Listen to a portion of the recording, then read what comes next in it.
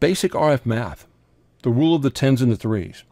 You can use the rule of the tens and threes to quickly approximate RF loss or gain calculations. The base in converting milliwatts to dBm is that 0 decibels measured is equal to 1 milliwatt. Remember, decibels are measures of change, and in our calculations, they're referenced against a base of 1 milliwatts. So if we're starting with 1 milliwatt, there is no change, and our value in dBm will be 0. That's our starting point. 1 milliwatt is our starting point for referencing RF power, which references no change. With no change, the dBm value is 0. Here's where the rule comes into play. For every 3 dB increase in power, the milliwatt value is doubled. 3 dBm doubles our base value of 1 milliwatt to a value of 2 milliwatts. A value of 6 dBm would be the equivalent of 2 times 3 dBm. So the first 3 dBm doubles the 1 milliwatt base to 2 milliwatts, and the second doubles the 2 milliwatts to 4 milliwatts, and so on. An increase in power of 10 dBm multiplies our base value by a factor of 10 equaling 10 milliwatts. 1 milliwatt times 10 equals 10 milliwatts. An increase of 20 dBm would be 2 tens. The first 10 changing our base to 10 milliwatts, and the second 10 changing it to 100 milliwatts, because it would be 10 times 10 equaling 100. A dBm increase of 30 milliwatts would increase our RF power to 1,000 milliwatts, or 1 watt, because it would be 10 times 100. This is all nice and easy until you get into values such as an antenna with 12 dBi gain. That is 110, but no threes. These situations call for formulas to determine the exact power measurement. Remember, the rule of tens and threes is a quick approximation. In this example of 12 dBi gain, you could use 110 and 13 to get close to the real number. When using such values, always use the tens first and then the threes, just as in the name of the rule, tens and threes. Should you ever need to know your EIRP is within the legal limits, using such values, you can use an RF calculator, which uses the correct formulas, will give you an exact number, and you can find those for free online. If the tens and threes rule has you under the legal power limit for your region, you don't really need to do that math because you know you're legal. In the previous discussion, we focused on gain, an increase in amplitude or power. The rule of tens and threes can also be used for loss, a reduction in amplitude of power. For every 3 dBm of loss, the signal strength is divided by 2. We still use the same base value of no change, or 0 dBm equaling 1 milliwatt. If a loss of negative 3 dBm is introduced by cable, connectors, an attenuator, or simply propagation, the signal strength is cut in half. So our base value of 1 milliwatts will become 1/2 milliwatt.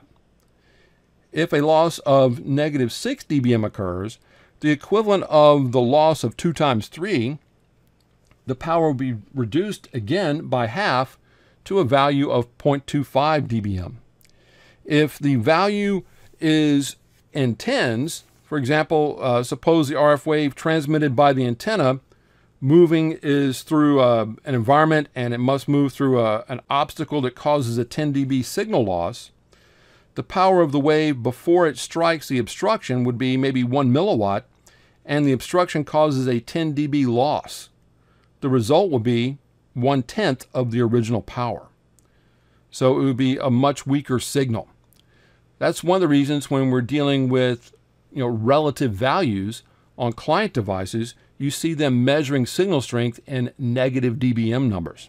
Here's our example from earlier in this module. This time, the intentionally radiated power and the EIRP values are missing. Let's solve for them using the rule of the tens and the threes. Our access point is transmitting at 100 milliwatts. Well, we don't want to deal with a combination of milliwatts and dBm, so we'll need to convert the 100 milliwatts to a dBm value for our exercise. 100 milliwatts is equal to 10 dBm. If you remember our math from earlier, our base is 1 milliwatt, and we would use 10 times 1 to get to 10, and there'd be a second 10 to take 10 and multiply by 10 to get to 100 milliwatts. So 100 milliwatts is the equivalent of 20 dBm. Remember, 20 dBm is made of 2 tens. So now we have all of our values given in dBm. So let's do the math. 20 dBm minus the 3 dBm loss of cable equals 17 dBm intentionally radiated power. So we are purposely putting in 17 dBm into the antenna. Now we have to calculate our equivalent isotropically radiated power. What's that value? So we know we've got 17 dBm going into the antenna. The antenna itself, as you can see in the illustration, is a 3 dBi gain antenna.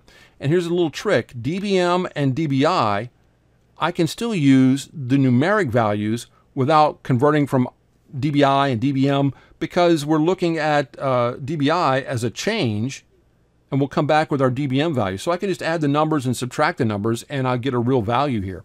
So we're adding back in 3 dB, so it's going to be 17 dB plus 3 dB, and that's going to equal 20 dBm, or 100 milliwatts of equivalent isotropically radiated power. That is a quick, even look at the rule of tens and threes. Quite often, you may run into antennae that are not 3 or 10 compliant. You may have something that's a 14.5 dBi gain antenna.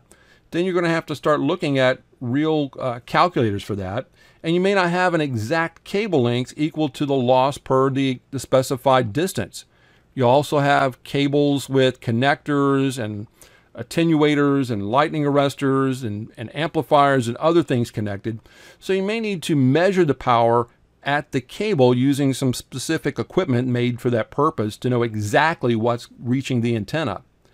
Then you can do the math for the IR value plus the gain of the antenna, and that will get you close to what's actually going in the air with the tens and threes.